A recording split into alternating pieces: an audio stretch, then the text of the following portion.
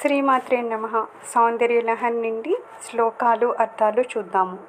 భవాని త్వం దాసే మయి వితర దృష్టిం సకరుణాం ఇతి స్తోతుం వాంఛన్ కదయతి భవాని త్వమితి యః తదైవ త్వం తస్మై దిశసి నిజ సాయుజ్య పదవీం ముకుంద బ్రహ్మేంద్ర స్ఫుటమకుట నీరాజిత పదాం.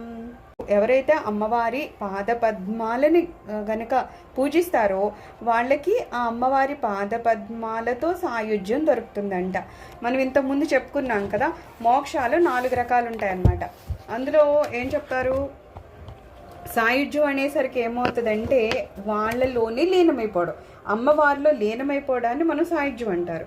ఇందులో ఇంకోటి ఉంటుంది సారూప్యం అని. అది ఎలా ఉంటుందంటే అమ్మవారు ఏ రూపంలో ఉన్నారో ఆ రూపంలోకి వచ్చేస్తారు.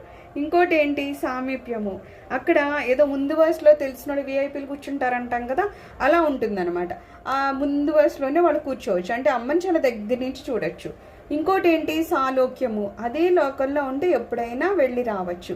ఇలాగా మనకి మోక్షం 4 రకాలుగా ఉంటాయి.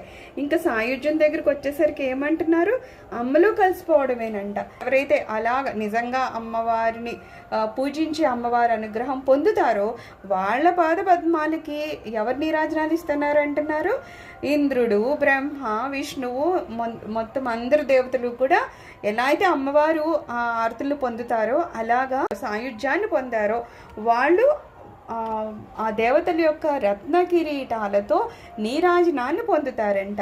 అంతటి ముక్తి దొరుకుతుంది అనమాట అమ్మవారిని పూజిస్తే. సర్వం శ్రీ మాతృచరణారవిందార్పణమస్తు. లోకా సమస్త సుఖినో భవంతు. ఓం శాంతి శాంతి శాంతి.